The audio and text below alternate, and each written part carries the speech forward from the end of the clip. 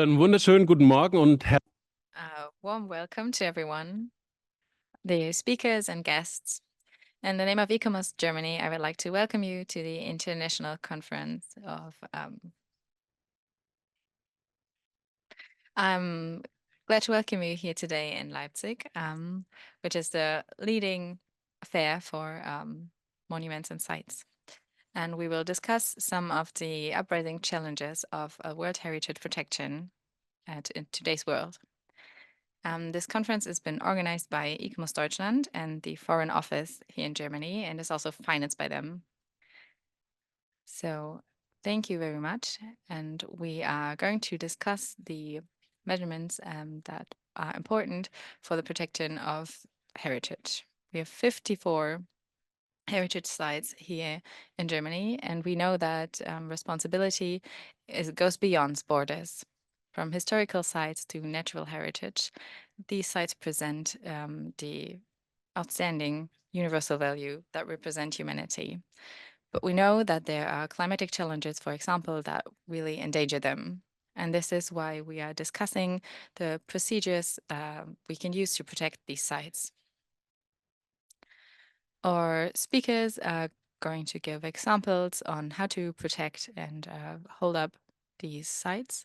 And we are going to discuss case studies and preventive monitoring in Austria and Germany, and also innovative risk assessment and different studies from experts worldwide.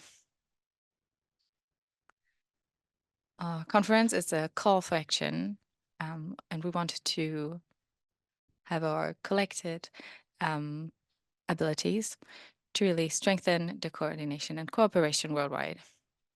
Our discussion is going to improve the dealing with these sites in the future. I want to thank Friederike Hansell, who is the leader of the coordination unit of the UNESCO-World Heritage with the Foreign Office here in Germany, who has coordinated the organization and the event today. I also want to thank ICOMOS Paris for their support. In the name of ICOMOS Deutschland, Dörte Helmut and Mr. Ziesemer have had an outstanding position in organizing this event. We have been working together for several years. I am glad that you are all here today and that we have this beautiful location filled. We also have many participants online, so welcome to you as well. So I think with about 250 participants, there really is a large interest in this event. So welcome to all of you. We are looking forward to a fruitful dialogue, to learn from each other's experience, and to work on a future where all World Heritage sites are protected. Thank you very much.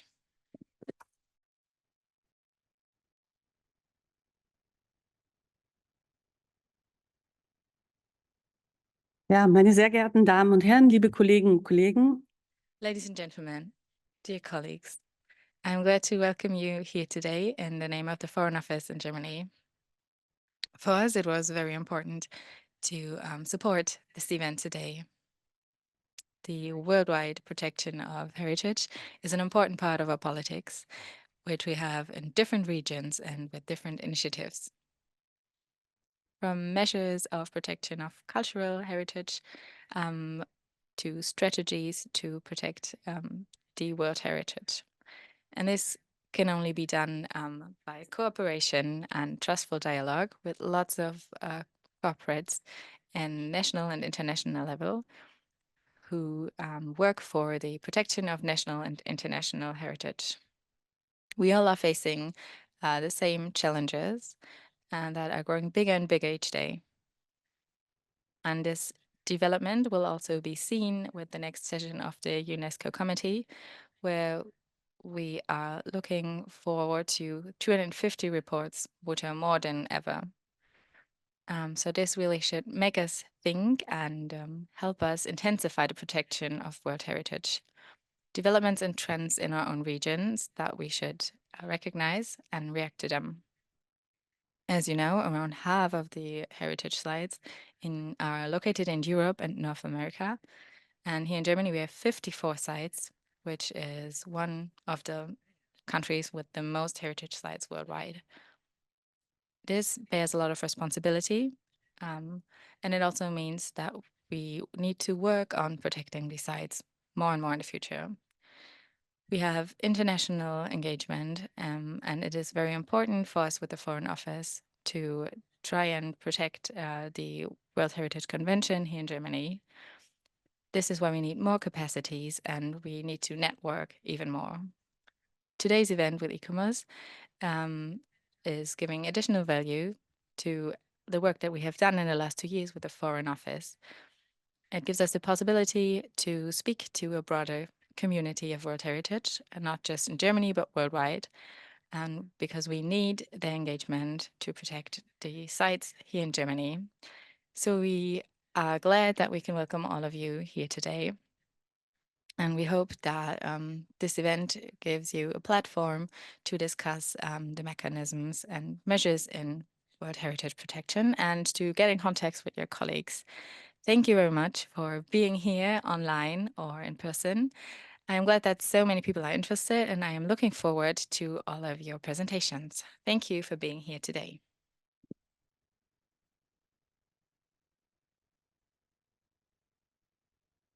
So we would like to start with the agenda, and I am happy to welcome for the first section, which is monitoring and quality control at international level.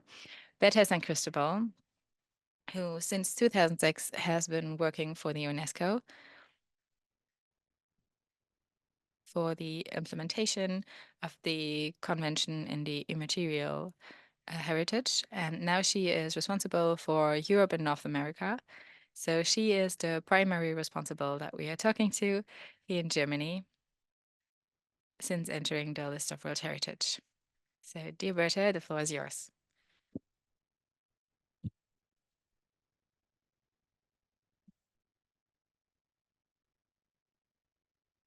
Guten Morgen. That's my only words I know in German. I apologize. Many thanks, Friederike. Many thanks to the Foreign Office. Many thanks to ICOMOS Deutschland for having UNESCO, having the World Heritage Center, addressing you today to a very committed audience at different levels. My name is Berta de San Cristobal, and as Friederike introduced me, I am the head of the Europe and North America unit within the World Heritage Center. So this part of UNESCO that functions as the Secretariat for the World Heritage Convention.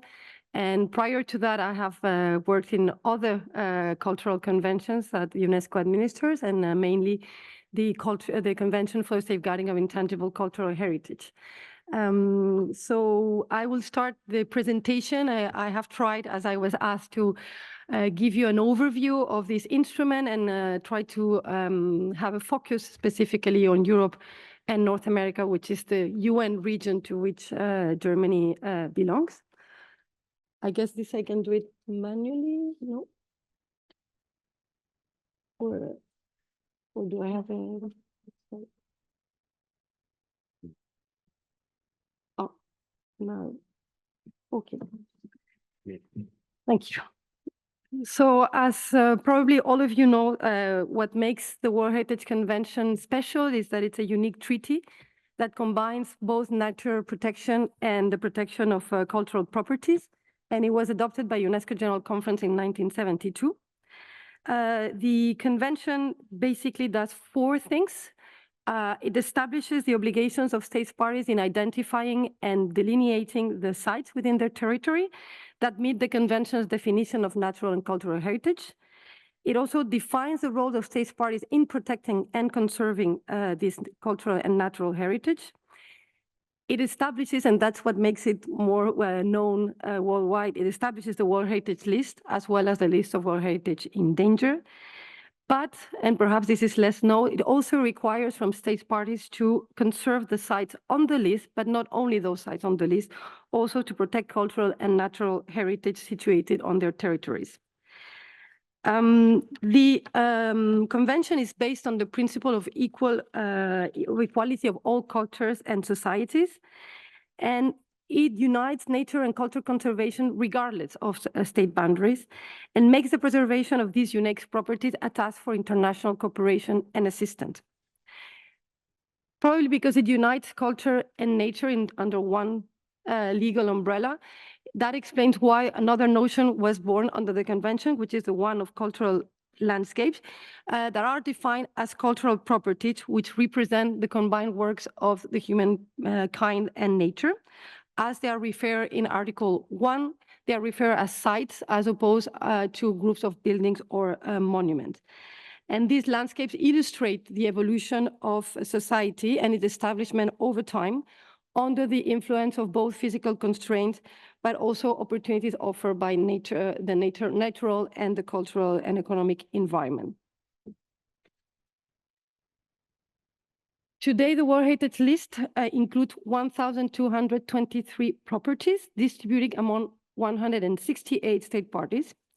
And as you can see from the slide, most of these properties are included under the category of cultural properties. They constitute 78% of all the properties on the World Heritage List, followed by natural properties, which constitute 19%, and the less represented category is mixed sites, which is 3%. And of these 1,223, 56 are in the list of World Heritage in danger, and that concerns 32 state parties. Here you have a picture of how the geographical distribution of the World Heritage List looks like today. And Friederike referred to it. Europe and North America today makes up 47% of the World Heritage properties.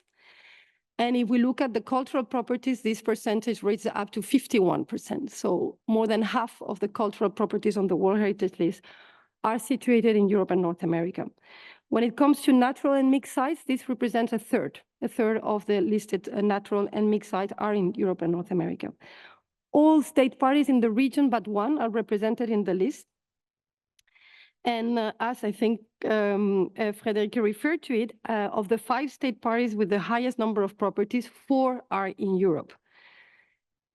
If we look at the World Heritage, at the list of World Heritage properties in danger, then 12.5% are located in Europe and North America.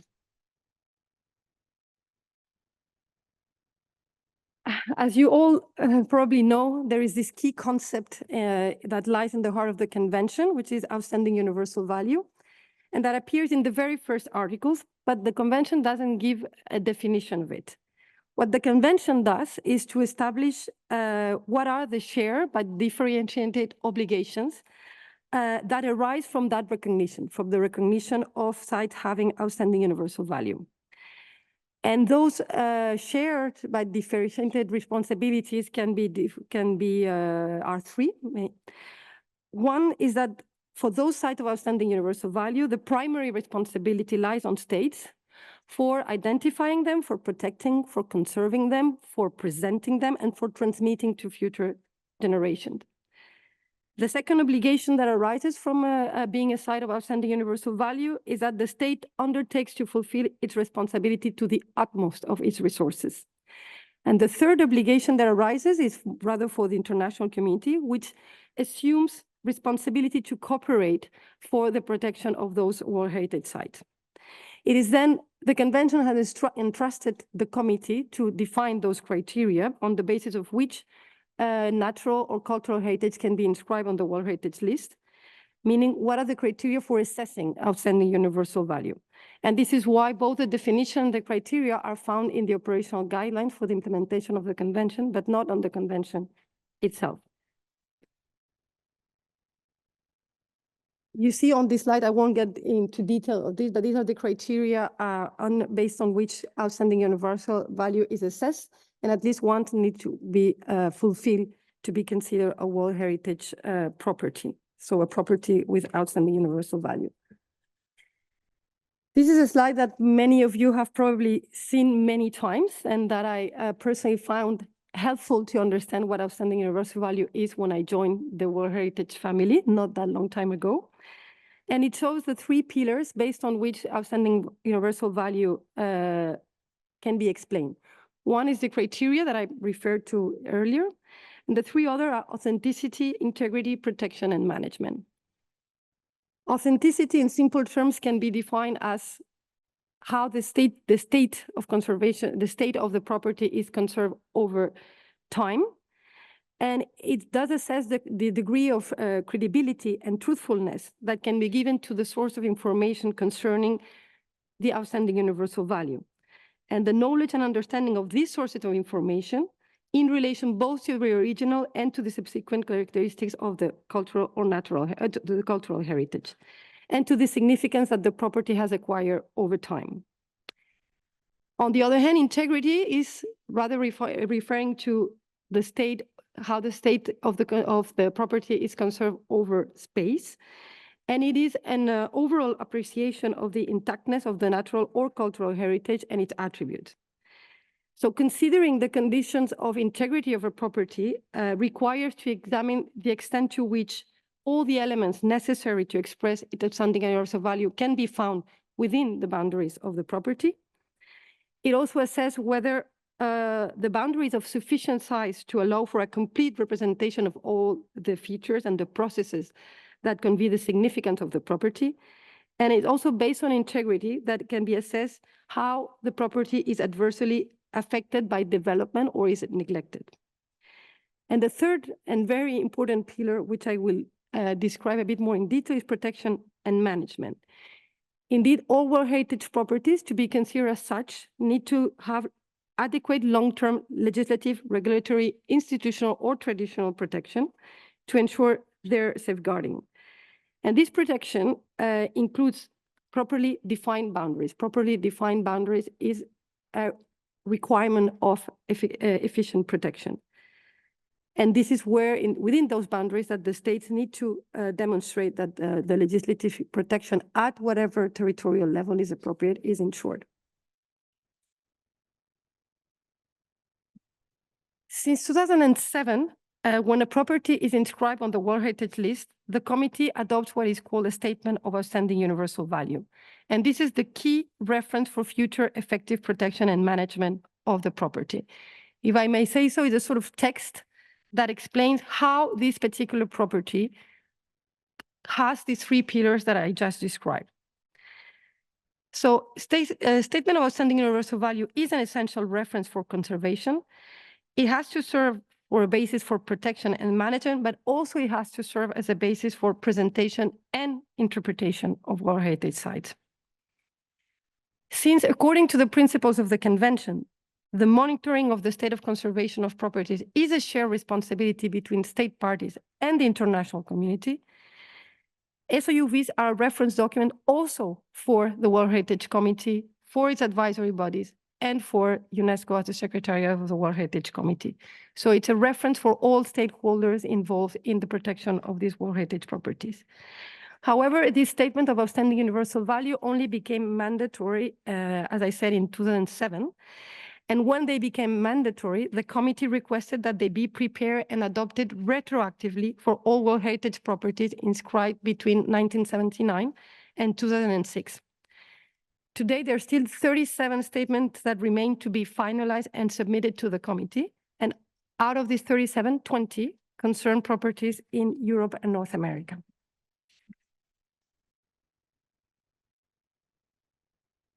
So as I was mentioning, protection and management, the objective of protection and management is first and foremost to ensure outstanding universal value, including conditions of integrity and authenticity, as they were at the time of inscription.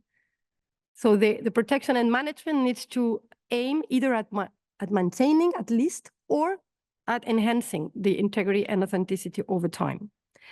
It does imply to have a cycle of short, medium-term, and long-term actions to protect and conserve and present the property. The Convention advocates for an integrated approach to planning and management, which means that this approach extends beyond the property itself to include the buffer zone and the wider setting. The wider setting of a property may include the topography of the property, its natural and built environment, or other elements such as infrastructure, land use patterns, spatial organization, or visual relationships. It may also include social and cultural practices, or economic processes, or intangible dimensions of heritage. An effective management system depends on the type, the characteristics and the needs of the property, as well as its use. So the convention, the operational guidance, recognize the diversity of management systems, but it does list a number of common elements that any management system should have. And this is what you can see on the slide. So it's both a thorough and shared knowledge of the property, respect for diversity, equity, and human rights, and this is to be done through the use of inclusive and participatory process in planning and consultation with stakeholders. Any management system should also have a formal and informal cycle of planning, implementation, monitoring, evaluation, and response.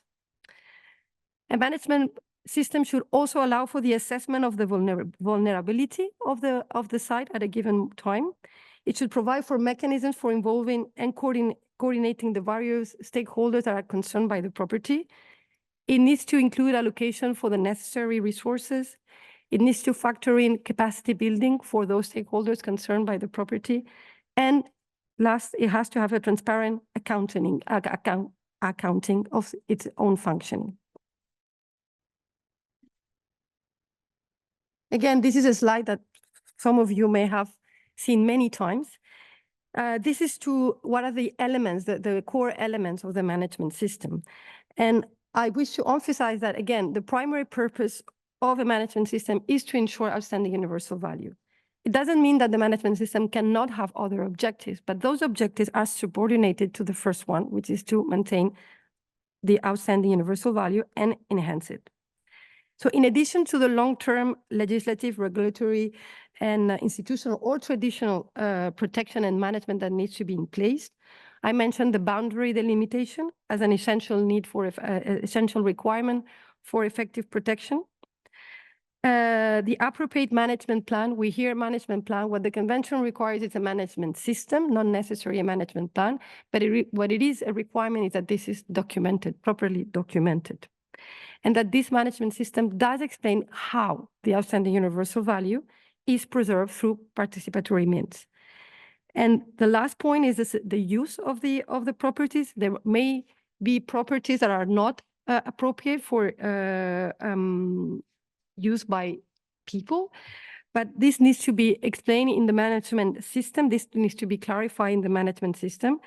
And the state parties and its partners should ensure that the use of the properties is equitable and that it takes full account of the outstanding universal value.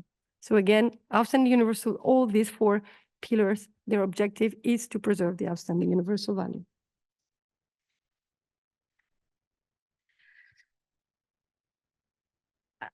As you know, the World Heritage Convention has long adopted sustainability as one of its core principles. However, heritage preservation is increasingly understood as a driver for other purposes, as a driver of economic growth, as a driver for social capital, for environmental protection. And that means that it's essential to reconcile those perspectives with heritage preservation. In 2015, the so-called 2015 Sustainable Development Policy was adopted, and its purpose was to align the convention with sustainable development perspectives. This was coupled with the recognition of the necessity for a wider change without undermining outstanding universal value in the pursuit of sustainable development. The policy document has four main objectives. First and foremost, to provide general guidance to state parties on how to apply a sustainable development perspective in the implementation of the convention. It also has as an objective to recognize and promote the inherent potential of World Heritage properties themselves for contributing to sustainable development objectives. By demonstrating the contribution of the convention to sustainable development, the policy document also aims at enhancing the effectiveness and the relevance of the World Heritage Convention itself. And its fourth objective is to help how to avoid, and if not possible, at least how to mitigate all negative impacts on the environment and cultural diversity when conserving World Heritage properties and their wider settings. While in theory, the social, environmental, and economic dimensions of sustainable developments can be and should be reconciled with World Heritage preservation, in practice, this requires careful consideration and the use of appropriate decision support tools, such as impact assessment. Indeed, impact assessments are an essential tool to safeguard the authenticity and integrity of World Heritage sites. And those impact assessments should be an integral part of decision-making processes and should evaluate and mitigate the impact of construction and of operation on the outstanding universal value associated with the site. These tools made their entry in the operational guidelines in 2019, so relatively recently, when the committee established environmental impact assessment, heritage impact assessment, and or strategic environmental impact assessment as a prerequisite for development projects and activities planned to be implemented within or near World Heritage properties. The purpose of this assessment is to identify alternatives and potential impact, both positive and negative, on the outstanding universal value of the property, and to recommend mitigation measures against any potential degradation or any negative impact of any given development. In other words, impact assessment should not be used to validate predefined projects, but rather to shape them in an iterative process. Since 2022, a new tool to support these practices exists, and I know other speakers will talk about it in more detail. So just to say that this guidance and toolkit for impact assessment in a World Heritage context has been available since 2022 and translated into a number of languages and growing. And they're really designed to help heritage management institutions, governments, but also project developers to find the best possible solution to meet both conservation and development needs. But while impact assessments are the responsibility of states at appropriate territorial level, as I mentioned earlier, the monitoring of World Heritage properties is also the responsibility of the international community in the figure of the World Heritage Committee, assisted by UNESCO as its secretariat. And the World Heritage Committee has two main tools to monitor the state of conservation of World Heritage properties: reactive monitoring and prior reporting.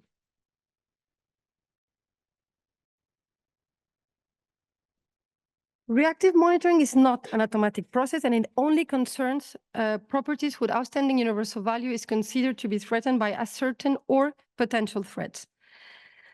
The normal day-to-day procedure for reactive monitoring involves many exchanges between the state parties, the World Heritage Center, and the advisory bodies to the World Heritage Committee. In situations where the potential or a certain threat is truly severe, the problems are brought to the attention of the World Heritage Committee in the form of what we call the State of Conservation reports, and it's the committee that takes appropriate decisions.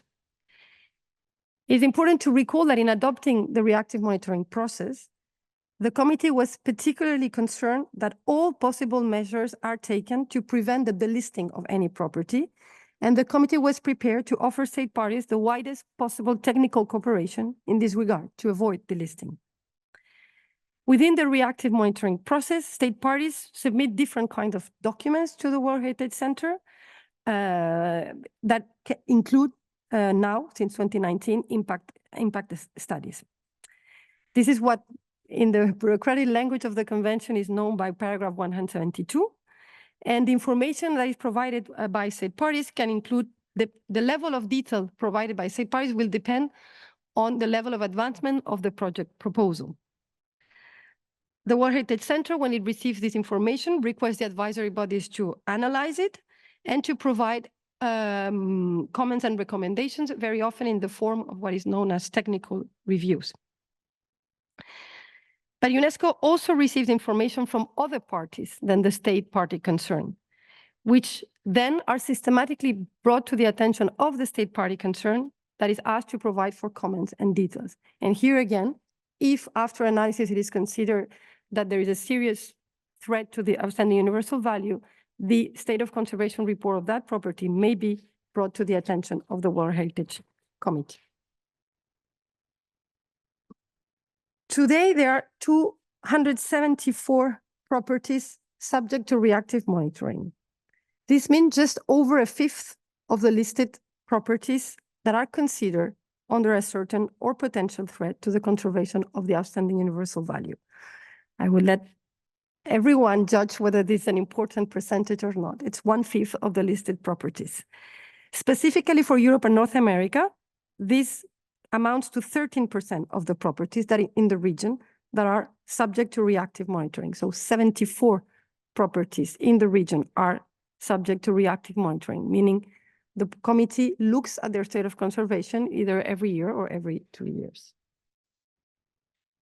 Now, the other monitoring process applies to all properties. These are the periodic reporting exercise, which was just completed for Europe and North America, and I'm sure many of you were involved. This is usually carried out every 6 years through a questionnaire that has 2 parts. Many of you are familiar with it. One that assesses the level of implementation of the convention at the national level, and the second part that assesses the level of implementation of the convention at the property level. Periodic reporting is an exercise that is driven and initiated and coordinated by state parties themselves and provides an opportunity for cooperation, especially, as probably some of you have experienced, for transboundary and transnational properties. As I said, for Europe and North America, this process has just been completed, and I will talk in a minute about the results of this process.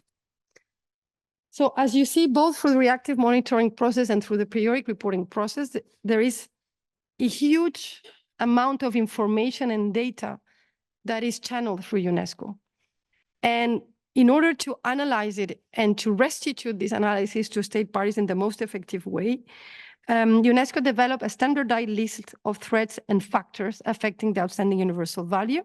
These are all available online. And it consists of a number of primary factors, and each of which encompasses a number of secondary factors.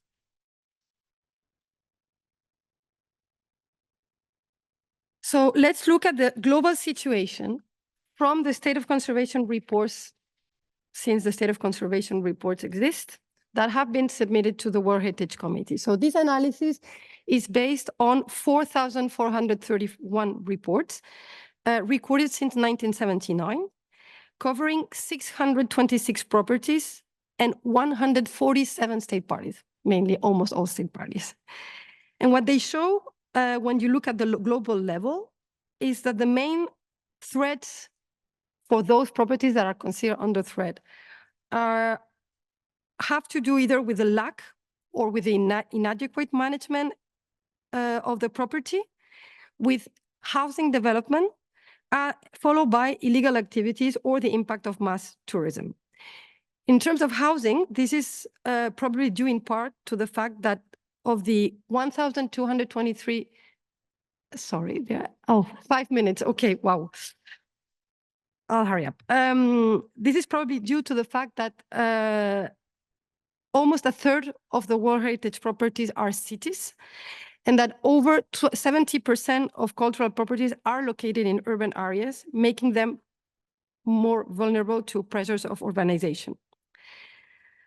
If you look at the picture for Europe, you will see that the 2 main factors are the same that at the global level, so management and housing development, but that there is a slight change in the 3rd and 4th factor, but tourism still finds its way there. Now, if we look, this is a very different picture that I find interesting to compare. This is looking at the factors affecting all properties, so not just those properties that are considered under threat. And here again, you will see that the difference between the global level and the Europe and North America level is not major, which is also explained by the fact that Europe and North America, it's half of the listed properties. But what is interesting to look at is that at the global level, the main, and so if we look at all properties, the main threat is local conditions affecting physical fabric. So strict conservation issues, and that is true also for Europe and North America. And what is also interesting from this slide is that when you look at management, it comes out very high in the factors, both as a negative, but also as a positive factor, which really indicates that the measures that are taken for managing properties do have a very clear impact on the state of conservation of the properties. Now I have a dilemma how to cut my presentation into two. Okay. So I wanted up. So you saw that something that in the previous slide, that one factor that appeared from the periodic reporting cycle that doesn't appear in the reactive monitoring process is climate change. Of course, because this periodic reporting has looked at the last 6 to 10 years, and clearly climate change comes as an emerging threat to the outstanding universal value. Perhaps I would say that climate change became a major topic of discussion under the World Heritage Convention in 2005. And this led to the preparation of a report on predicting and managing the impacts of climate change on World Heritage, and the adoption of the World Heritage Strategy on Climate Change in 2006. And then the following year, in 2007, a policy document on the impact of climate change on World Heritage properties was endorsed by the General Assembly of the State Parties to the Convention.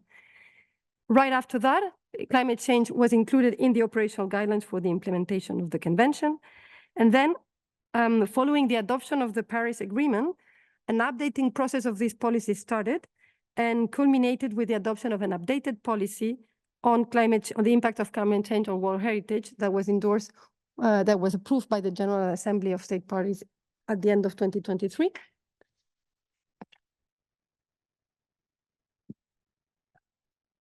This policy has 4 main goals that relate to enhancing capacities for appropriate risk assessment, to identify both reversible and irreversible impact of damage. It also has a second goal on climate adaptation and how to design adaptation frameworks specific to the characteristics of each World Heritage property. These are relatively standard goals for a climate change, for a climate tool. So assessment, adaptation, mitigation, and the fourth one is education and awareness. And this also is linked to the presentation of the outstanding universal value and the interpretation that sites can put forward. The second, sorry, oops, I'm going too fast now. I wanted to have a quick word on mass tourism, because as you saw when we were looking at the factors affecting World Heritage properties at both global level, at the European and North American level, all properties together, mass tourism was third and fourth respectively. And it's not to say that tourism cannot have any positive impact, but the negative impacts have been increasingly acute, and that's true for the region. You have on the slide the different kind of negative impacts that mass tourism can have on the outstanding universal value of World Heritage properties. And I wanted to mention that there are 2 tools, because I don't think this will be presented by other speakers, that are still available online. One is the World Heritage Sustainable Tourism Toolkit that helps site managers to establish the baseline or against which visitor experience and visitor management are to be assessed. And the second tool that has been less used is the visitor management and assessment tool, which is a tool to enable to assess the existing situation and to design strategic visitor management needs and plans. Okay, let me use the last minutes of my presentation to speak about the main outcome of the third cycle of periodic reporting, which I think is of particular interest and perhaps a bit, because it's new, perhaps a bit less familiar for the audience. So one of the main results of the periodic reporting is to come up with an action plan for the region that is based on the trends and the challenges that site managers themselves, national focal points, have identified through the periodic reporting process. And I have to say that thanks to incredible generous support of the Federal Foreign Office, we were able to conduct this exercise in a truly participatory manner, which I'm sure you can imagine that with more than 550 sites, it's really not easy. So thanks to this support, we were able really to not only to do an in-depth and quality analysis of the results of the periodic reporting, but also to put that on the table to design an action plan that we hope is meaningful for all state parties in the region even though it will have to be adapted to the different realities. So this, as you see on the screen, this new action plan that was just adopted by the World Heritage Committee last summer, and it's supposed to last until 2031, making a sort of nice coincidence with the 2030 agenda, has 5 strategic objectives and some 26 expected outcomes that are all considered relevant for all 51 state parties in Europe and North America. And then it is complemented by a menu of proposed action, of proposed means to achieve these strategic objectives, which are conceived as a menu. We don't pretend that they are all these actions are relevant for all sites, but we hope that every site and every state can choose from these actions to achieve according to their own management frameworks, according to their own financial and human resources, these strategic objectives. And since I don't have time to go into detail on the 5 of them, let me just mention that in the first strategic objective, which deals with the policy and legal and regulatory frameworks, this is where you will find, for example, as an expected result, that impact assessment, including strategic environmental assessment, are used as tools to identify potential impacts of proposed projects to World Heritage properties. And if you look at strategic objective 3 on positioning resilient thinking, which was very much inspired by the updated policy on climate change, and how to integrate the best available knowledge in managing in the day-to-day management of sites. And then if you look at the strategic objective number 4, about harnessing the full potential of these properties as a source, as a driver for sustainable development, that's, for instance, where you will find expected outcomes that deal with the capacity of heritage institutions to participate in the development of sustainable tourism strategies, and that related decision-making processes on tourism help actually to generate benefits for local communities, as well as resources for heritage conservation. The focus of the action plan is on World Heritage, that's true, and it's based on the analysis of the report on World Heritage properties, but it is hoped that it promotes a holistic approach to heritage preservation in general, using World Heritage as a source of inspiration, as best practices. Because despite World Heritage properties having an international recognition, they do face similar challenges than other heritage places. And we hope that their added value is really to serve as source of inspiration and to set standards for best practice in rights-based conservation and management. I'll skip this one. So I know my colleagues from ICOM that I haven't seen in the room yet will present the different manuals that are available. Let me just mention 2 tools that were recently developed and that I think can be of particular use in Germany, but also in Europe and North America in general. So one is the online guidance for wind energy projects in the World Heritage context. And this is a guidance that, a bit like what I said for the guidance and toolkit on heritage impact assessment, the challenge that we try to meet in developing this guidance, what that is useful for heritage stakeholders, but not only for heritage stakeholders, that it also speaks to project proponents that work in a World Heritage context. And we're currently working to enlarge this guidance for solar energy projects. And we are very much hope to be able to launch it during the next committee session in July 2025. And last, I would like to mention another tool, which perhaps you're less familiar with, which is the World Heritage Online Map Platform. This is a tool that has been in place for a year and is the first time that the World Heritage Convention has a georeference database of the boundaries of World Heritage properties. I'm sure that all of you who work with World Heritage know how important maps and delimitation are.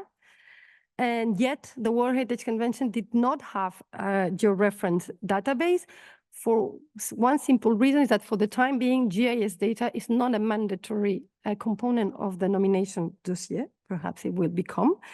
So the World Heritage Online Map Platform provides this easy and direct access to the boundaries, to the location and the boundaries of the World Heritage properties. Again, this is a very useful tool for the World Heritage community, but not only. This is a one single entry point for project proponents to know where exactly the World Heritage site ends, if I may. But it's on a voluntary basis. We started with Europe and North America as a pilot region, taking advantage of the periodic reporting process. We are now enlarging it to Africa, but as all the initiatives that I presented today, we rely on additional support, like the one we received from the Federal Foreign Office, to develop them. In this case, in the case of the World Heritage Online Map Platform, we are working thanks to the support of the Flemish government. And so here you really, this is just an example of one German site that provided the GIS. So we received the GIS data. We, of course, do the analysis to make sure that it corresponds to the boundaries as adopted by the World Heritage Committee. So by no means this is a process where the boundaries can be changed. But this is a public tool. The shape files cannot be downloaded, but each one, everyone on its computer can use it. It has some useful tools and features, such as distance measurement, annotations, drawing, etc. That's why I insist that it's a useful tool not only for the World Heritage community, but for all those that for one reason or another need to interact with World Heritage. And yes, we really want to encourage its use across the board. I stop here. I'm sorry, I was very long. Thank you all for your attention.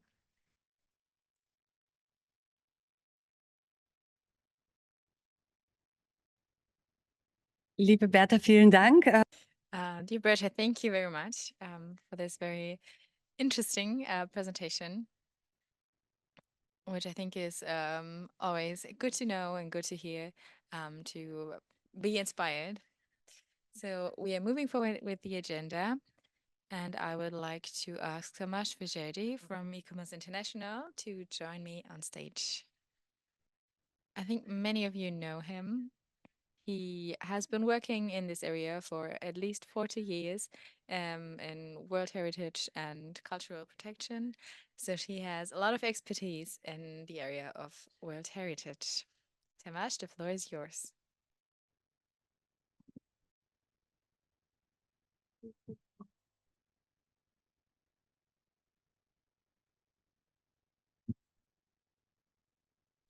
Good morning. First of all, I want to thank you in the name of ICOMOS being invited here. I'm representing this time not Hungary, but ICOMOS International. And also I want to thank and congratulate ICOMOS Germany to organize this event. I really satisfied to be a part of it. It's an honor to me. So I have to explain to you why this color, because normally ICOMOS is green, but I wanted to follow the color of this invitation, so this is like this. And first of all, we have heard a lot on the UNESCO Convention. Thank you very much for this very good intervention. I want to only to highlight one point that in the title of convention we have the word protection. So the main aim is not to create an international market list for tourism. The main aim is the conservation and the protection, and this is in the heart of the implementation of the of this convention. You can see here a picture from the UNESCO website when the convention was adopted in 1992. It's 16 November, so it's very close to us, the day. Now, the next one is that we also have to know that convention is something which is just written in the stone, carved in the stone. No letter have to be could be changed, because if we want to, it would be changed one letter. Each state party 196 has to ratify again, and until the point when the last one is ratifying, we would have two texts. It's impossible. So the text of the convention is unchanged, but we do have excellent tool for following the challenges. This is the operational guidelines. And we also know that we already have heard, have seen the numbers, the current numbers on the list. I want to mention that when I read the book of two gentlemen who were redacting the text of the convention, Michel Baptiste and Gérald Bolla, he were writing that when it was under reduction, he was thinking maybe 100 is going to be inscribed. So it's a bit more. Okay, but with the increasing numbers, of course, challenges are also increasing, and the attractiveness of the convention is even a part of the challenge. More and more development programs and projects are connecting with the convention. Of course, we have heard already the most important tools follow the conservation, and we have heard about relative monitoring mission. I think we will have a much detailed presentation on that, and of course it is always something when there is a need for reactive monitoring mission. It means there are a problem, there are a challenge, there are something which is not really in the right situation. So this is a very good tool, the reactive monitoring mission tool, but it is always says to us that we have to follow something, and we have to continue follow the situation in different vertex properties. And the most important thing, of course, maybe it's not very known, but the most important part of the convention is an endangered list. It's not a punishment list. It's not a red list. It is something to help.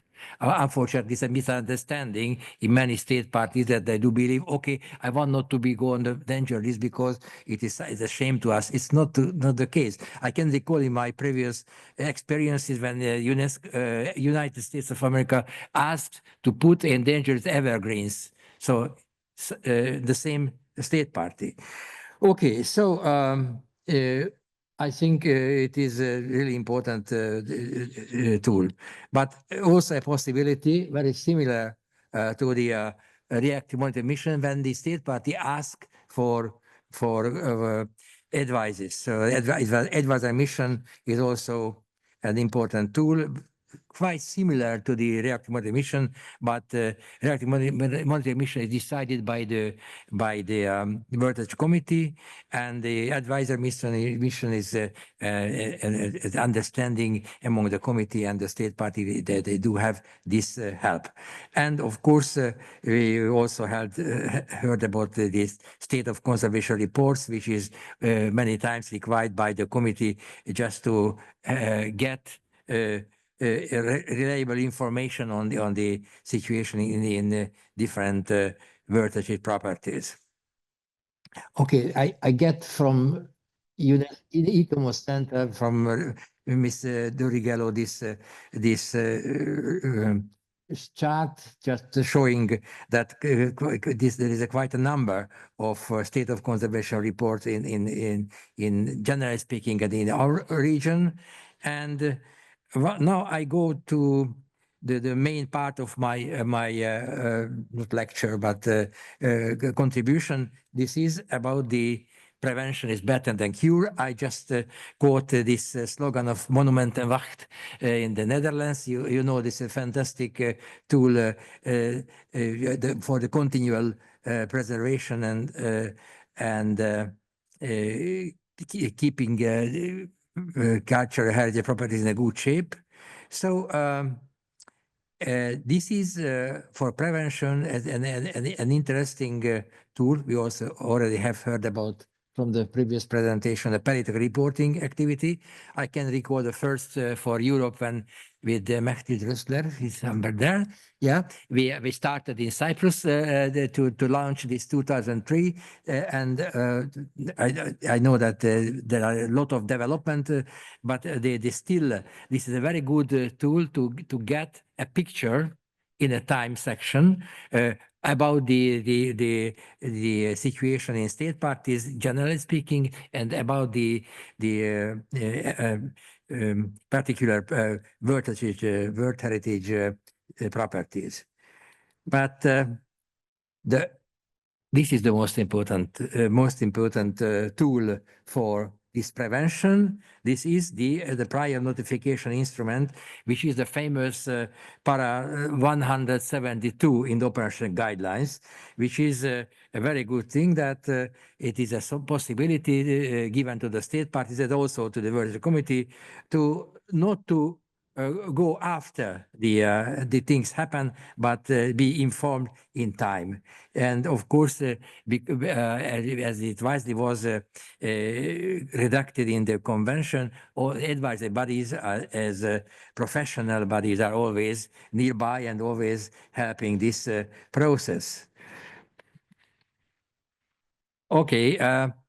So this is the very short paragraph in the operation guidelines, and the operation guidelines, as I already said, it is an improved time to time, but this paragraph remains the same, which is really important that the state party has to give an information on let's say major restorations or new constructions which may affect the outstanding value of the property, and the point is that the notice should be given before decision is done, and before that it would be difficult to reverse. So it is a possibility to give the committee assist the seek appropriate solutions.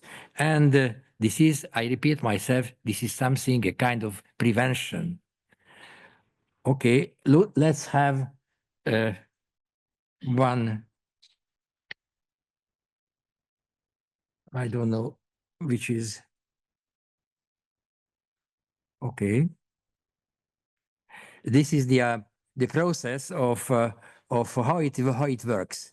That the state party send this information to the World Heritage Center, and the content of this one is the project proposal, terms of reference of environment assessments, scoping document, and draft environment report, etc. The most important point is the information, the document sent to the World Heritage Center has to contain enough information to give the possibility to evaluate in a way. And this is the most important thing to analyze on this report, which would be the impact on the attributes and OUV. And if we are looking for statistics also from ICOMOS, there are not so many technical reviews, and I have to tell you that that is quite a room from improvement in the use of this this tool, this notification under the para 172. And why? This is a good question, because we can understand that in most cases, the notification of intervention is not sent at all, or only after the decision has been taken already. When it's more complicated, if the center or the committee in cooperation with everybody's would be able to change things which are maybe not the best ones. And I do believe, in my experience, it would be interesting to see why the state parties are not really, are quite reluctant to send this early notification. I recognized at least three main reasons. Firstly, this is the time. And maybe the state parties have some reservation about the time or the time needed to obtain an opinion. And it is really somehow quite a long process because as you can know that opinion process is like this. So first of all, the state parties submit the report to the World Heritage Center, and the center, of course, forwards it to the relevant advisory bodies, ICOMOS, to IUC, and sometimes to ICROM for comments. And ICOMOS, which has in the Secretariat of Paris, has different units. So the advisory and monitoring unit invites, looking for the best relevant experts within its own network, so ICOMOS members, and send them the material received to provide an opinion, or sometimes it's more than one. You can understand this is a review, this is an evaluation, it's a desk report or desk evaluation. There is no time, no need, no money to go to the place, but the document is really evaluated by the ICOMOS experts. And the expert opinion goes back to the ICOMOS not in the position to accept just opinion of one or two persons. That there is an ICOMOS body corporate opinion, and this go back to the center, and center send back to the state party, and if in some cases there's some iteration of this process. So you can understand takes time. So state parties are not so happy with, but mostly they want to have immediately something. The second is it's like this, that okay, we are doing something with World Heritage site, but there is nothing to declare. So like in airports, you know, there's a green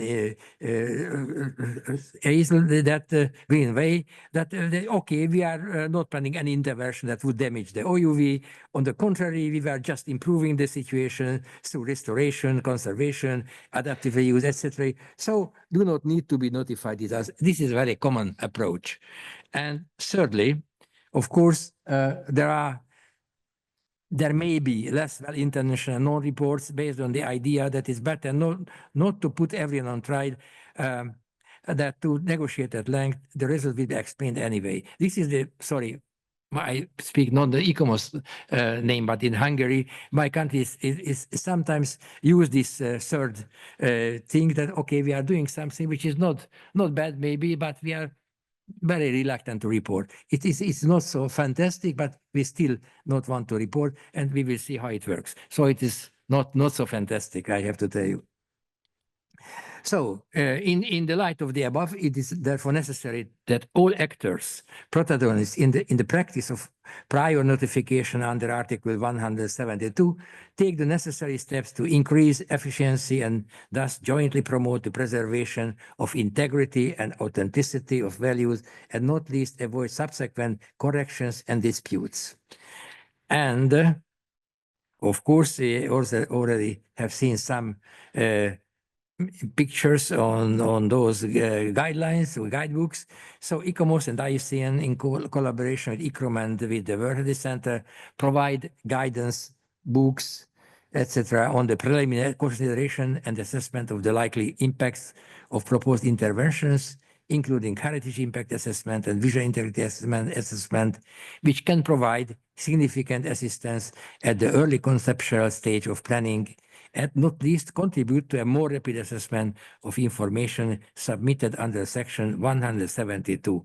May I add that a state party send this document for this early assessment, it would be really helpful and accelerating the process when this documentation or the information is already supported by impact assessment documents too.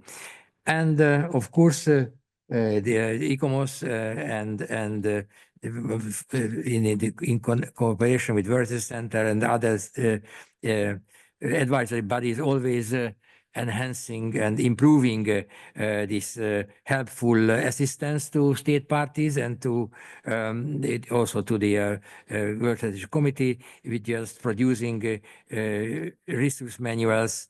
I don't want to, how to say, quote the titles of them, but you can see that everything is easy to find on the I think one of the best portal as using in the UNESCO-World Heritage portal. Everything you can find if you want. So it is really good. And now this is something which was already mentioned, but I want to highlight because this is at least in my experience, it takes, it's enough. Thank you. Thank you. It takes more and more challenges because this is a wider setting, at least in the legal understanding of developers and so on. It's very difficult to how to say, to use it as a protecting area, because we do have the property, we do have the buffer zone, but it is wider setting. So it is really a very challenging thing, and I do believe, and we are looking for the strategic points of for next 7 years. One of the legal context would be developed in this line to understand what is the wider setting. And context idea prevention is, I think, it's very much important, and I do believe that the improvement of the exercise or the implementation of the convention had some interesting and important new developments. First of all, a statement of significance, already a very strong starting point, and we know, we have heard about the abstain process, and you can see that the preliminary assessment is coming soon. So, in summary, a number of processes and methodological tools will help to better conserve World Heritage properties, in particular the OUV, Austrian Universal Value, de valeur universelle exceptionnelle, c'est beaucoup plus. The tools for reporting on the state of World Heritage properties or for assessing the consequences of changes in the state are undoubtedly important, but what is really important is prevention, which is why the prior notification tool, as defined in the Article 172 of the Opera Guidelines, is given such emphasis. Thank you for your kind attention.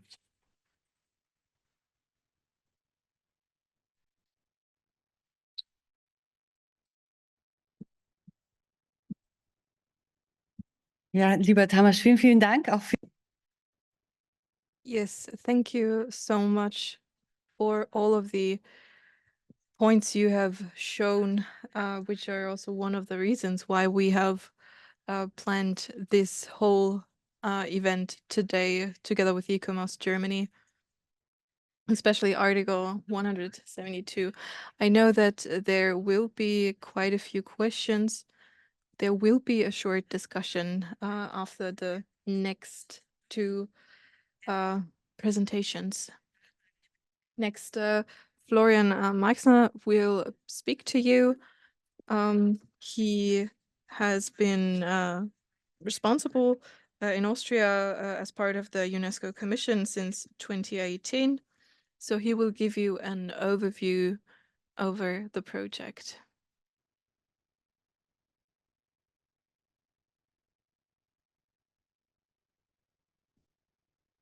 Thank you so much, Friederike. That was a very lovely introduction. I hope everybody can hear me. If I understood correctly, then I am here to show you the theory put into practice with a very concrete example. Before I start talking about all of this, I would like to say two things. The first one is that I would like to speak in a very specific way to you as part of the Austrian UNESCO committee, who has also been part of this project for a long time. Austria and Vienna are state parties, but I am here to speak to you rather from a viewpoint of the UNESCO itself. So a few of you will have noticed that the UNESCO symbol is on my presentation, and that there's also a question mark behind the good practice.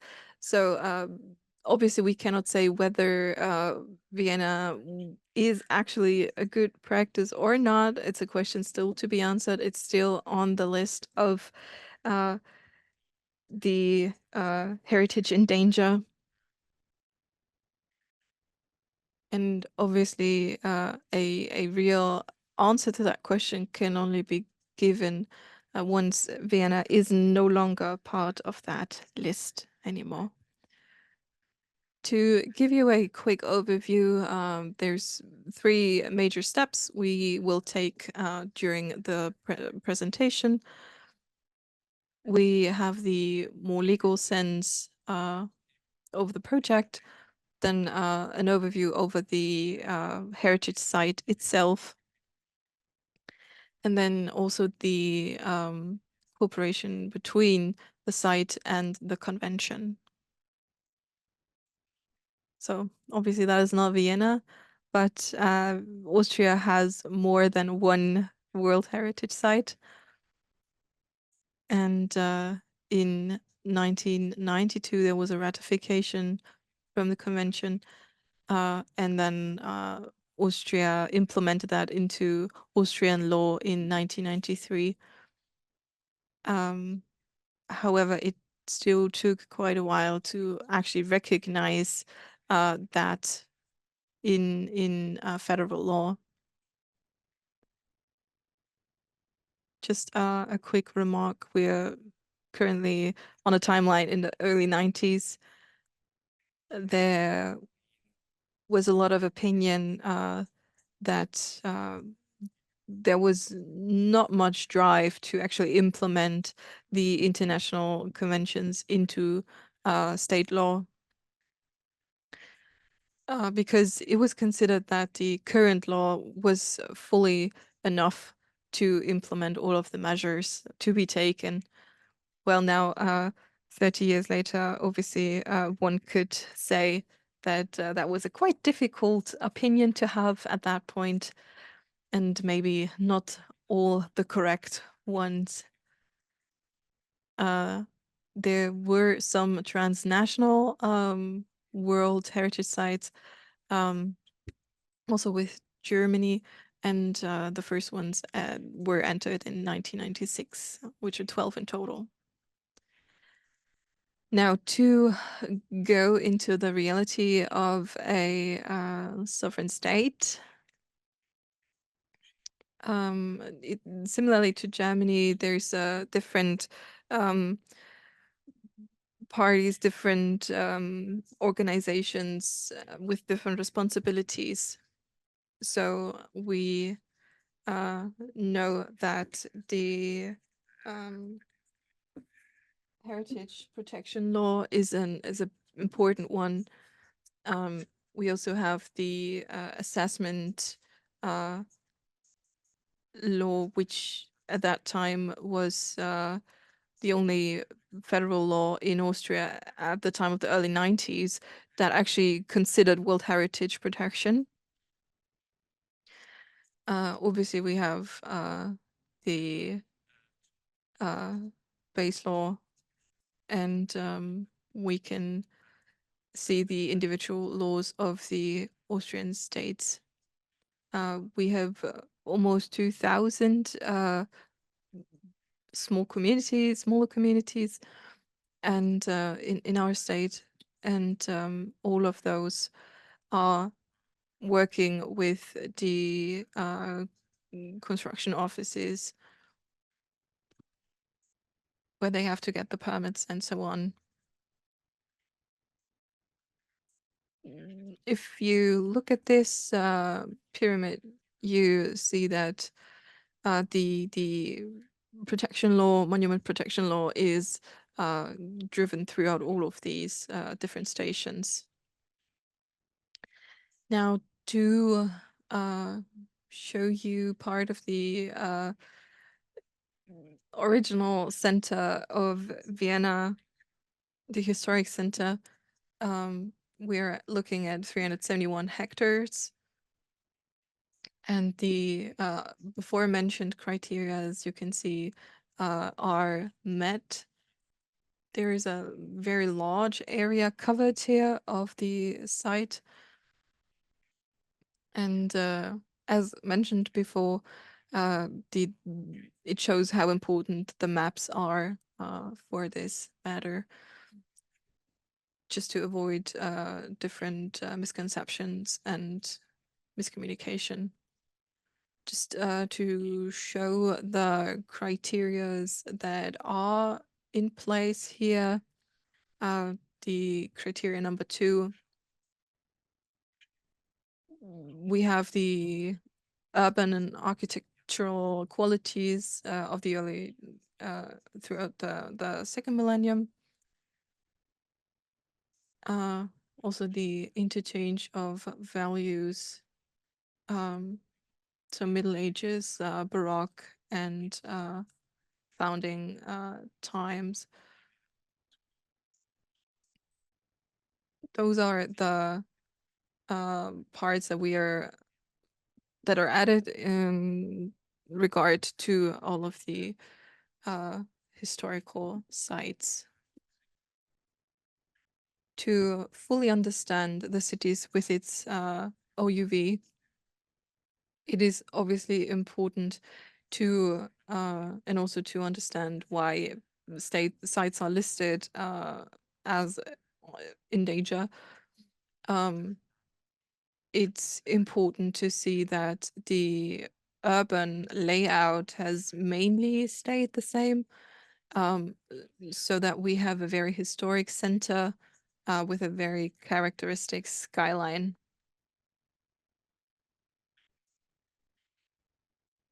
If we go back to this very structured pyramid, we can see that within, if we're talking about the historic center of Vienna, that it is a mixture of the federal states and the communities. And that is why we have the local authorities on both counts that have to act and be responsible. So in 2017, the big boom, bang, so to say, in 2017, the World Heritage Committee decided in a session in Krakow that Vienna is to be put on the list of World Heritage in danger. You can see that here with a very specific reasoning. It's just one of all of those paragraphs, obviously, but the most important one.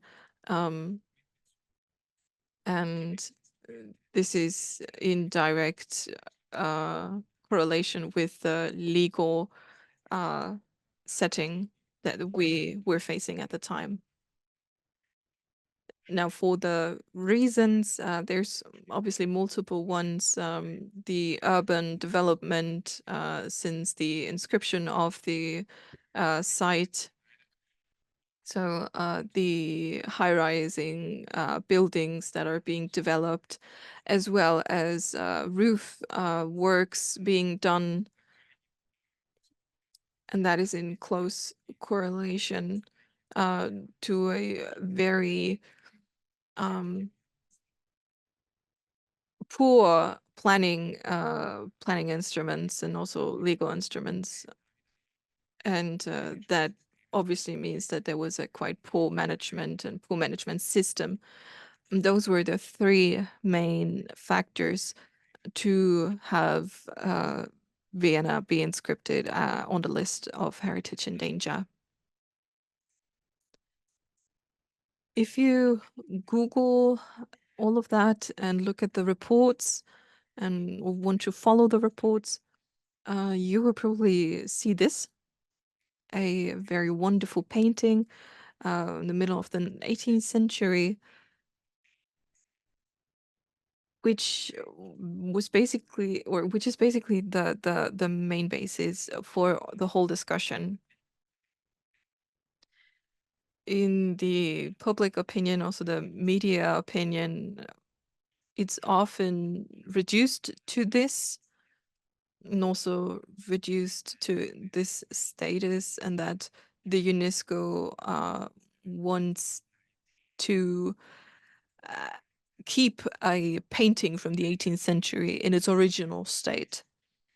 And that obviously there are systematic factors in place nowadays that make it impossible. Now, this is a current state with much still in place.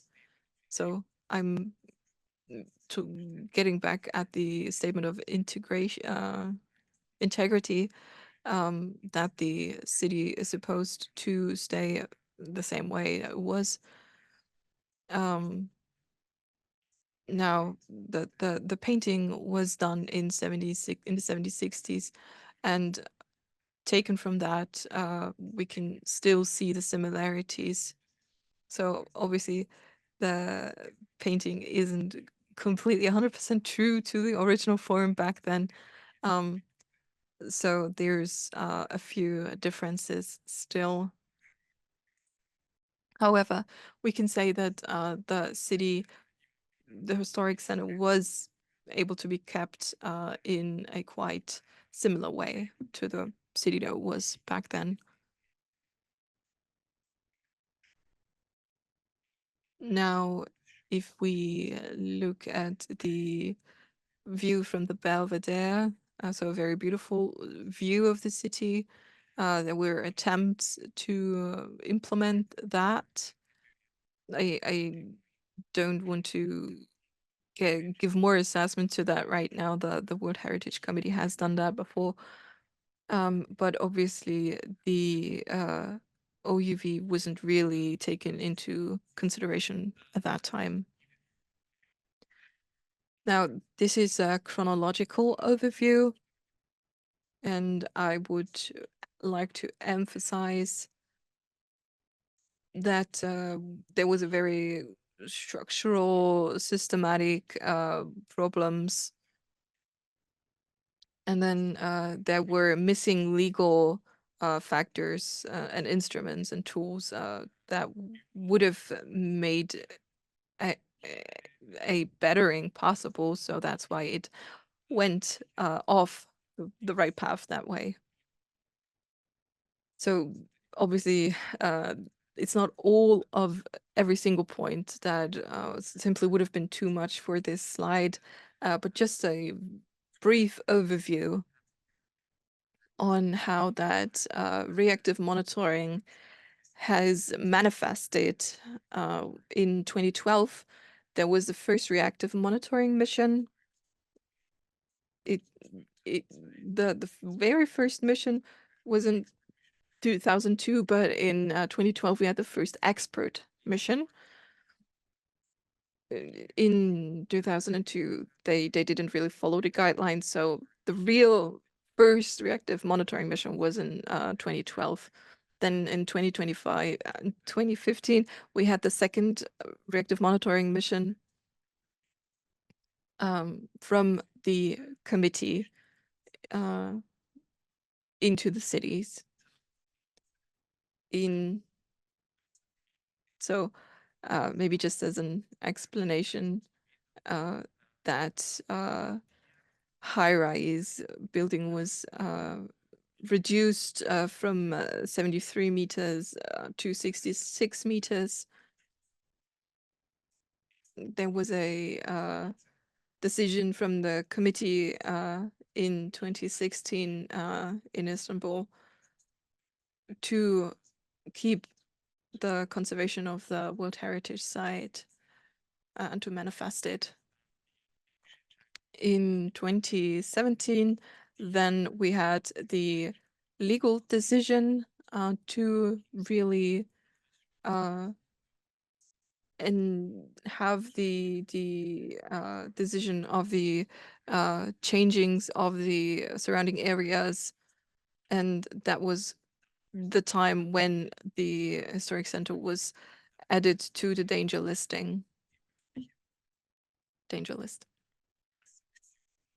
So as mentioned before by the other speakers, obviously the danger listing has to have a very big meaning for the state parties. So it's a warning, so to say, and we as UNESCO also had our problems to really realize the amount of work that had to be put into the whole preservation and conservation. And now I'm tell you what might be an answer. A change was made.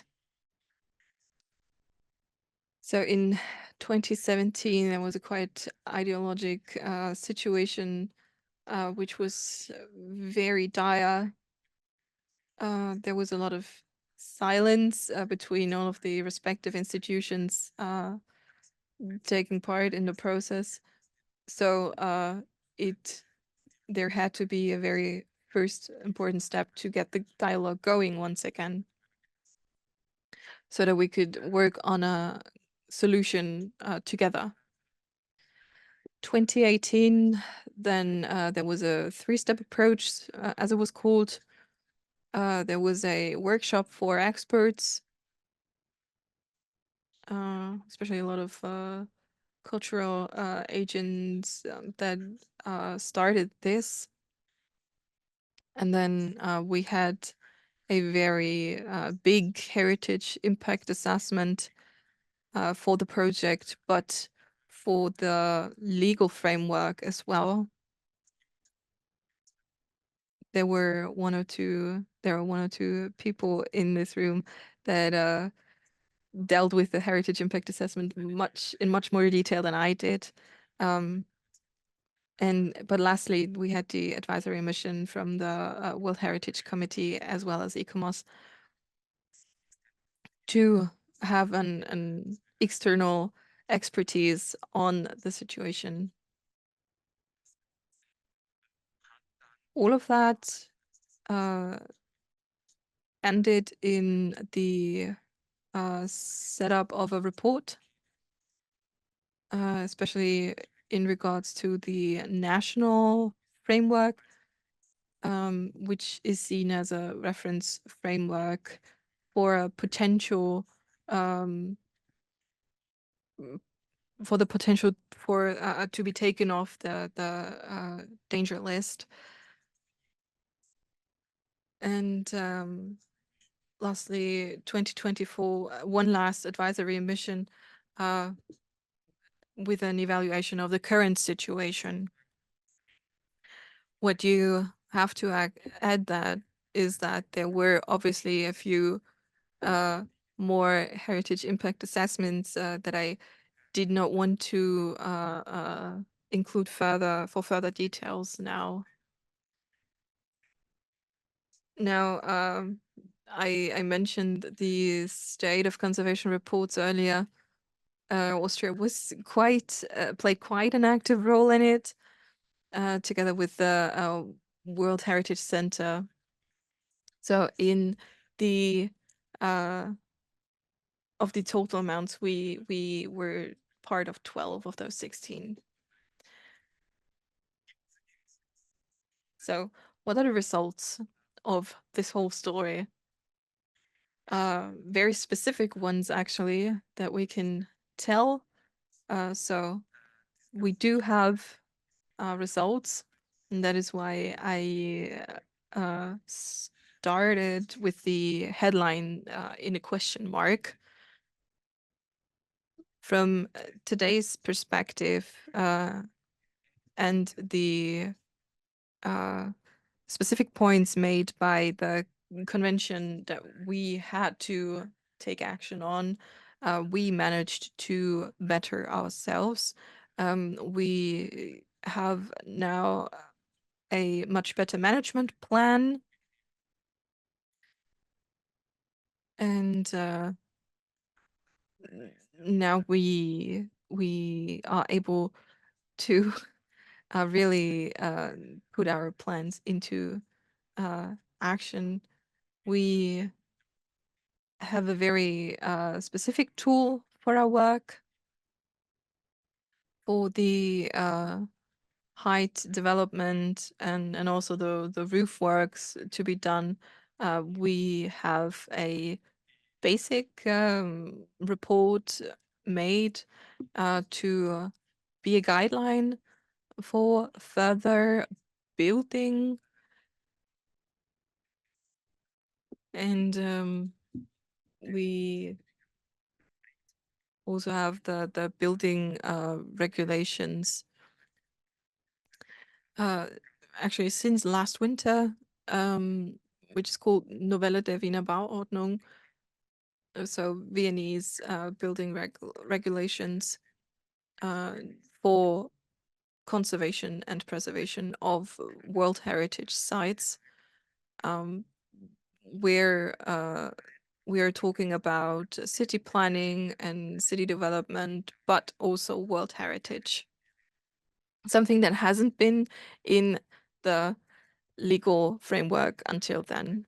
Now, this year we had the legal framework done for the heritage protection law,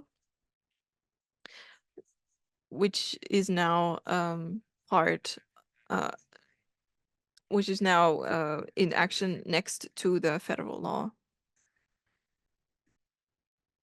So as you can see, there were results of the whole thing. For example, the immediate legal actions to now be put into practice and into the legal system on different levels, as well as the very detailed commitment and dialogue, as well as understanding in politics and administration. And I would like to say at this point that probably all of that wouldn't have been possible without the danger listing. So this intense dialogue, this really going into detail and really getting to know the material that you're working with and what has to be done, that is something that really was set in stone by the danger listing. So obviously that specific project, we still have to see the way it will continue in the future. But we do have on a systematic system level, we have a lot of bettering, and we have managed to start a process to really continue the conservation and preservation in Austria. Thank you very much. Ja, lieber Thank you, Florian. Even if we don't know the results for sure, I think that your presentation was really interesting, and it really pointed out that this wasn't a punish list, but much more of an interesting list to enhance dialogue and to give us positive results. So let's hope that it will be positive in the end for Vienna as well. And as a last speaker, and before the lunch break, I would like to hand the floor to Mrs. Franceschini, who is speaking to us from Rome. She works for ICOM and is responsible for the IUCM leadership program. She's working with lots of World Heritage projects, especially with building capacity and cooperates with lots of institutions. We have also worked with ICOM before, and I'm delighted to hear the overview that Mrs. Franceschini is giving us about all the toolkits that are available and that we can use to protect World Heritage, and which have already been mentioned in the presentations before. Thank you, Friederike, and thank you, everyone. Good morning. Can I just make sure that you can all hear me? Yes, I seem to be audible, so I just really want to start thanking ICOMOS Germany, but also the Federal Foreign Office for organizing this important meeting at this also equally important, I would say, conference in Leipzig. And I will start already apologizing because I have a sickness, which is my nationality, and I tend to speak too much. So please, after 15 minutes, nod and tell me that I'm about to come to an end of my presentation. And today I'm here specifically to look at World Heritage resources and capacity building, presenting some of the guidelines, the tools, and other resources for World Heritage management that either have already been published or they are forthcoming. And within looking at the reason why I'm here, and I'm here because I'm working as a program officer at the World Heritage Leadership Program, which is a capacity building program that is jointly delivered by ICROM and IUCN with funding from the Norwegian Ministry of Climate and Environment, as well as other partners. And this is a program that is run also in collaboration with our colleagues at the UNESCO World Heritage Center and ICOMOS. And the purpose of this program is really to look at strengthening capacity building in the recognition of the links between people, nature, culture in the management of heritage places, taking place-based and people-centered approaches. And the program was born specifically on the understanding that the way we look at heritage or have been looking at heritage over the years and over the decades has significantly changed. If we look at heritage 100 years ago or even 5 decades ago, we had a strong focus on the aspect of looking at single monuments, looking at site, and everything that was specifically the conservation of monuments. But over the years, we have the discourse on heritage has significantly evolved. And today we are really looking at heritage places in complex environment, talking about how do we manage and protect these places long-term, both for present and future generations. And this comes also from the understanding that our management efforts come from an understanding that we cannot isolate places. We cannot put a glass case on top of our heritage places or our heritage sites because they will still be affected. There's still chances that the environments, the context in which these places sit can affect our work in managing these heritage places. And what we have seen also over the decades is that putting a fence around the site is also not helping. It doesn't help to try to isolate these sites and these places from their wider context. Managing heritage is essentially managing a variety of interrelationships that we need to understand, that we need to look at a heritage place exists in the wider social, economic, and cultural context of a specific place, but it also includes a variety of institutions in the management and protection of these places. Some of these institutions have a direct mandate. They have the mandate to protect heritage, while other institutions do not have a specific mandate, but they have the possibility to affect the work we do and to contribute to the work we do. If we are talking about, for example, an urban landscape, if we're looking at cities, colleagues that work within the traffic department might not be always specifically aware of how they can affect our work and the work we do in protecting world heritage, but also in protecting heritage more generally. Another element that is important, and Berta has already brought this issue up, is that as we have seen over the years and as we stand today, there is an increased numbers of possible factors that can affect our World Heritage sites and also the work we do in managing them, from development to very big challenges like climate change, severe weather events. We're seeing a fast changing climates almost in every region of the world, but also changes in use of our heritage places. And we see also that the context in which our heritage places exist has significantly changed over time. Here, I want to bring you a very quick example of an archaeological site, but Pompeii and Herculaneum were not born in a densely inhabited urban environment. And today, these two archaeological sites are located in Europe's most densely populated areas. And you can imagine that this also creates additional pressures on the way in which we take care of our heritage, but also on the way in which we need to collaborate with a variety of institutions as well as with a variety of communities to really understanding how we can best do our work. We're seeing from everywhere. I mean, I would imagine that many of the colleagues that are in Leipzig today, they come either from a Central European, German, or they come from a European context. But if we're looking already at our very small region, the incidence of disasters and the incidence of extreme weather event has exponentially increased over the past years. I mean, we have all seen what happened in Valencia. We have all seen also what is happening in Barcelona. And many of these, they don't generate specifically from within the site, but they can affect our World Heritage places and our World Heritage properties. The more positive note on this is that I do think that within this evolution of the heritage discourse, a very important element that we took on is the aspect of discussing who has knowledge about heritage and who should be involved in heritage management and conservation.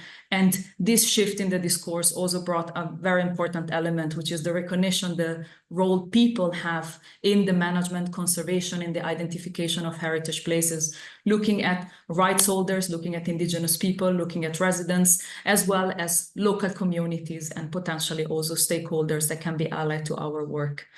And so along these directions, the World Heritage Leadership Program operates in 4 main modules. We're looking at managing effectiveness, and this is for some of you maybe more familiar, especially to those that had participated already in workshop, looking specifically at the Enhancing Our Heritage Toolkit. We have a module on impact assessment, and this is something that colleagues before me and after will continue to talk about, and I will mention a little bit more into details in a minute or two. We have a specific module on disaster risk and climate change with upcoming and forthcoming resources. Last but not least, we also have a module that looks at learning networks and the importance that capacity building is not just about courses and workshops, is also about getting together, is also about finding ways to talk to other site managers, to talk to other colleagues that in similar contexts are going through challenges that are very similar to us, to try to find common solutions. It's really important that we don't spend time trying to reinvent the wheel, but that we actually maximize and share information with one another. And so because I'm here talking about resources and capacity building, I just wanted to share with everyone the aspect that there is a logic into that. And the aspect is that resources are specifically created also for us then to be able to establish capacity building to make sure that resources are disseminated, but that we also have moments at the national, at the regional, or at the local level where these resources are digested and they are better understood in a very specific context. I will start very briefly from World Heritage resources, and starting from those that are already available. Colleagues, as I said, already mentioned the guidance and toolkit for impact assessment in our World Heritage context. This is a guidance document that is jointly published by UNESCO, ICOMOS, and IUCN, and it was coordinated through the World Heritage Leadership Program.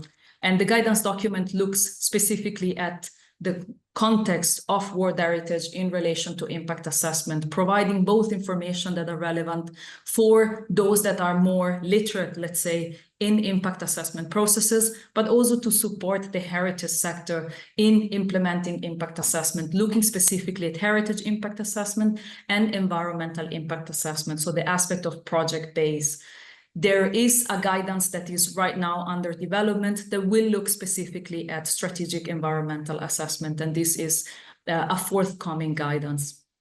But within the guidance and toolkit for impact assessment, an 11-step methodology to undertake impact assessment is presented, is broken down step by step, also explaining which steps are responsibility of a state party, which steps are the responsibility of an impact assessment team, and really providing useful tools, both for those that are involved in the assessment team, but also to those that need to review our report to be able really to carry out the job. And at the base of this is also 2 key principles. The one looks at the aspect of participation. Participation can happen in many different ways, but ensuring that people have a chance to participate in the impact assessment process, and also strengthening and understanding that the purpose of impact assessment, and this has already been brought up by Berta, is not just to say yes or no to a project, but is actually to try to find the best way a project can be implemented, to try to understand and inform the planning and the design processes, trying to find also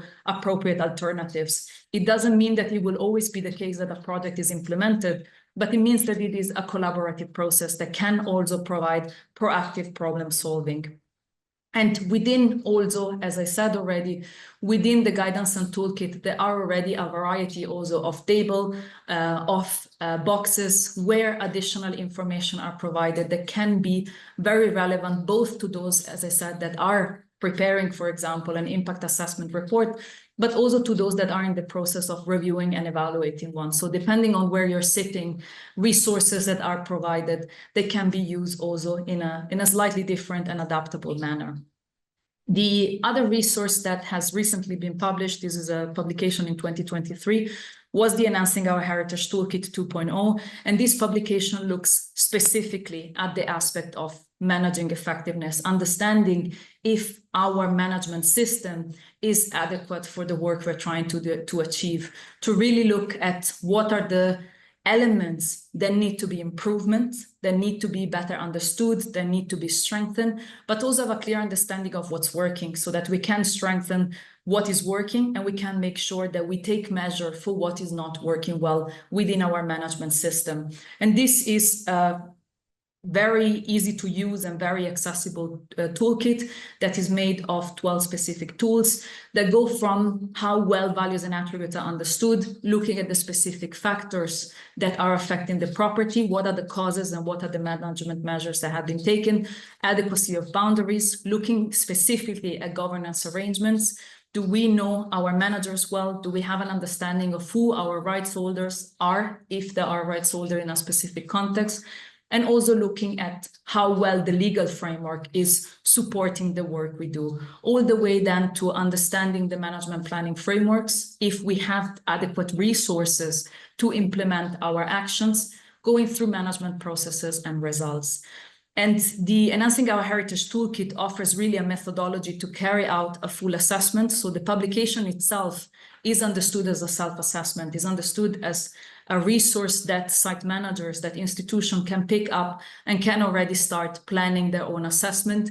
It provides a clear understanding of different roles and responsibilities from who will convene the specific workshop within the Enhancing Our Heritage Toolkit and who will be also coordinating the entire effort, to also a very clear and broken down explanation of the 4 different phases of preparing preparing management effectiveness assessment and gathering all the information necessary, going through workshop where this data and information are discussed with the specific purpose of identifying gaps and challenges. It's not just about taking a state-of-the-art on different data, but is really identify what needs to be done better, what needs to be strengthened in the future.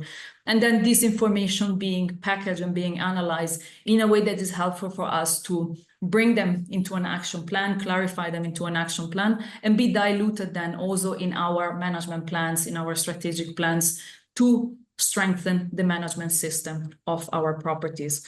And the Enhancing Our Heritage Toolkit is tightly linked with the Managing World Heritage Manual. This is the first resource that is forthcoming, that has given quite a lot of white air over the time to those that were involved, because it is a massive effort in bringing together all the aspects and all the elements that need to be taken into consideration where we're talking about managing both cultural and natural world heritage. And the results of this effort has really been bringing together management framework for managing world heritage that is made of 4 key modules. One, looking at better understanding the heritage place, looking, as I said already, at values and attributes, which is a key and fundamental understanding of the reason why we're doing this work of protecting heritage places, to really looking in depth at the governance of our world heritage management system at the level of understanding actors.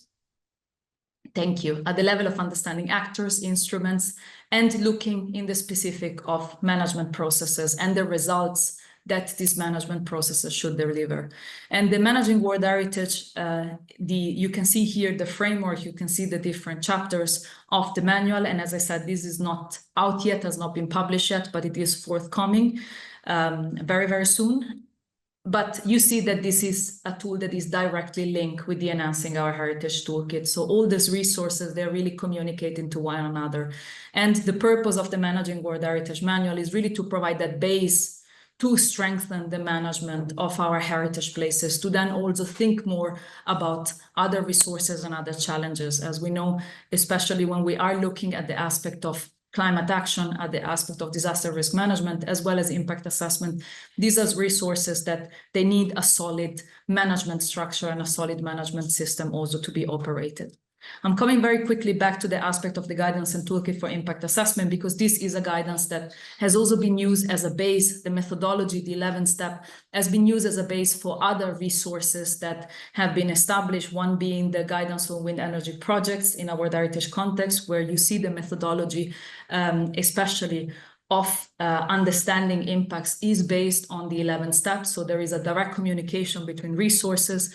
But we also had a collaboration with the World Rally Championship in establishing a toolkit also for sport events to look at the 11th step methodology to see how this can better inform also different stages of sport implementation. The Manual on Managing Disaster Risk and Building Resilience, this is under development and will be published also very soon, early next year, early to mid next year, where we're looking specifically at disaster risk management for World Heritage, but looking also at that key integration within the wider management system. And we also have a climate action toolkit for World Heritage. This is a collaboration, as everything else, between UNESCO, ICROM, ICOMOS, and IUCN. We're always working together in this, where we are looking at establishing a climate action toolkit for World Heritage, and the zero draft will be delivered in the coming weeks and will be tested in the coming years to try to specifically have a toolkit that looks at the specific requirements for World Heritage. And this has been informed by an analysis of more than 100 existing toolkits, more than 35 case studies have been analyzed. It's really a very collaborative approach. And as you can see here is a very quick overview of all the different guidance documents that exist or that are coming up between this and next year. And as I said, we have the Managing Disaster Risk and Resilience for World Heritage, the Climate Action Toolkit, the Guidance for Strategic Environmental Assessment, and the next manual that is coming out that really looks at managing World Heritage. On top of these resources, we also cooperate with site managers, with specialists in collecting case studies. What's very important is that the work is informed by real life, by what is happening on the ground. And here is to bring up Panorama, the nature culture community, which looks at collecting case studies that specifically analyze certain elements of integrated approaches to heritage protection. They provide an overview of different project processes that have been implemented at World Heritage sites, but also at heritage places more in general, to really give also possible solutions to common issues and common challenges. And it's a tool that is particularly relevant when we are seeing at challenges such as working with communities, working with or improving governance structures, as well as dealing with climate change and seeing what others are doing around the world. And up to today, we have 494 solutions and about 30 that are in progress and that we hope to publish in the coming months. I conclude this going very briefly to the aspect of capacity building. As ICROM, I am not allowed not to have a presentation where we talk about capacity building. This is an essential element of the work we do in strengthening the management of our World Heritage properties, and the methodology that we take in our capacity building actions is really learning by doing. It's about being together, it's about learning from colleagues. It's not just about learning from ICROM and the ICROM colleagues that are hired for a specific course, but it's about building a learning environment, learning from others, and finding ways also to empower each other. And here you see some of the activities we have carried out in the past years. And what is essential is that the resources I have presented, they don't only exist as the paper form, let's say one way, or the digital form, but the content of these resources is adapted and is adopted in a way that these are designed and they're integrated in the curricula of courses, of workshops, and colleagues in Germany know this very well, I would say, because we have had this collaboration with the Federal Foreign Office in the past 2 years, looking specifically at a workshop on the Enhancing Our Heritage Toolkit and the impact assessment guidance. And what is very important is that this is also not something about delivering frontal capacity building, but what we really like is also to strengthen our collaborations with state parties, with colleagues that work within institutions, also to better embed and understand how these resources can be applied at the national level.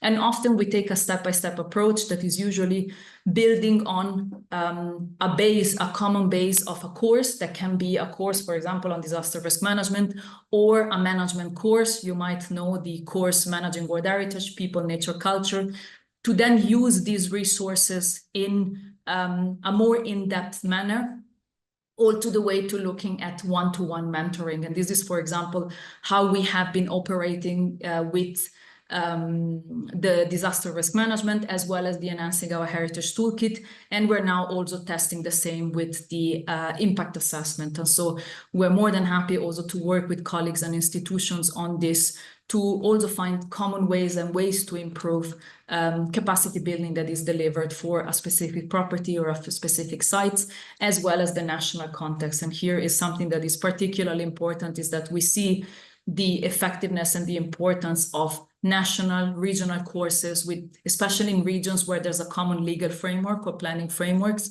where challenges can be discussed much more in depth, where we can look also at the details of specific steps, for example, of the impact assessment guidance, understands which challenges exist and which common solutions can be found. And this is my last slide. And the last slide is to talk about learning networks and the importance of being and actually spending time to one another. The one way we see of finding solutions to common issues is talking to one another, is really talking to the planner that is within our departments that doesn't like us very much, all to the way at the international level to talk to fellow site managers, to fellow heritage specialists, architects that are dealing with heritage. And we have seen beautiful networks being built. Well, we know very well the site managers network, but this also has given off to different spin-off activities at the regional and at the international level. And it's something that is fantastic to see, and that we endorse everyone to really think about getting together with colleagues, with friends, in establishing these networks of peer learning and exchange.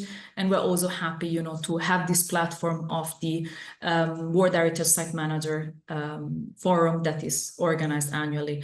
And I will stop here, just thanking everyone. I know I've been quite quick on different elements, but we're more than happy to follow up with anyone who is interested. And I really want to thank all the colleagues also that in the afternoon will go much more in depth on the aspect of the impact assessment guidance. And I'm really looking forward to hear about the many examples that are planned for later this afternoon. Thank you very much.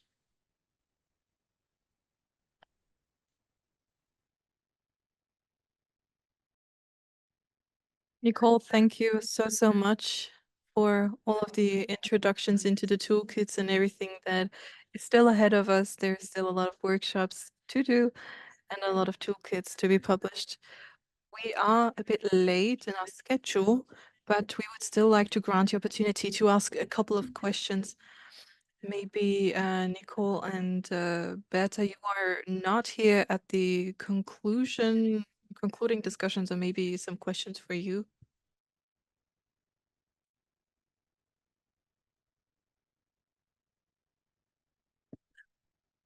Thank all the coordinated presentations this morning.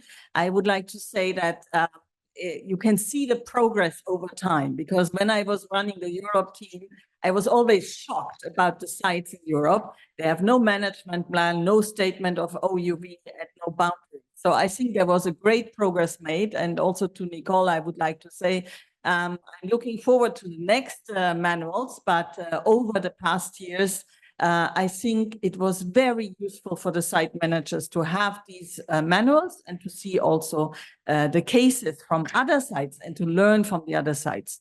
One comment I have on Florian's presentation, I cross my fingers that Vienna will be a best practice example for the future to use.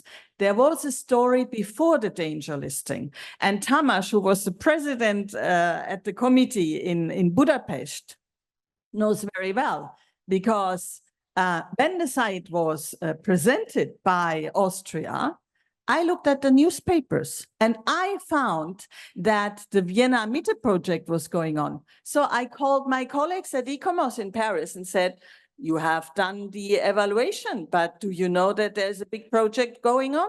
They didn't know what happened. They sent a second mission. The site was inscribed under conditions. It came back. I see Tamás looking at me. It came back to the committee half a year later when in Budapest, and there was no discussion about danger listing. What did the committee say? They said delisting. Okay, if you go on with this project, you go for delisting. So this is what I want to share with you. The danger listing of Vienna had a long story before. And the second point of that long story was the Vienna Memorandum.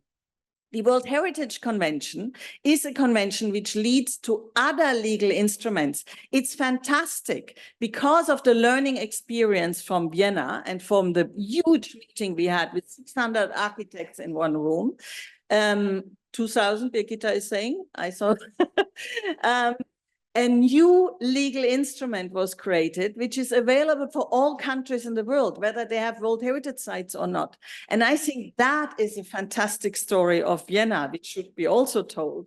And we have learned a lot. So I really cross my fingers, Florian, for the best practice example of Vienna in the near future. Thank you. Vielen, vielen Dank. Gibt es noch eine Frage? Thank you so much. Are there any other questions? Otherwise, I would open up the buffet for lunch. Yes, one more question.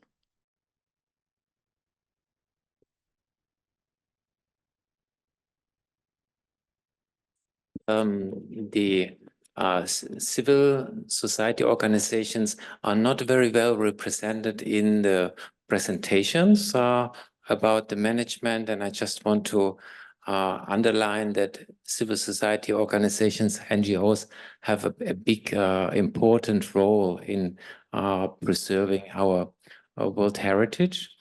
I was born and grew up not very far from Leipzig. So this was during the GDR time, and the air pollution was very, very terrible, but nobody was allowed to talk about this. So this was a situation where it was a policy of the party, of the country, not to talk about problems.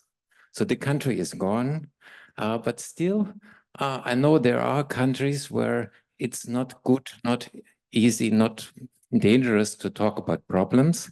And when we had the state of conservation reports and periodic reporting in some of the presentations, what do we expect from in those countries to be in the state of conservation reports if it's not allowed to talk about problems? So I think this is also one of the root causes some of the heritage sites face.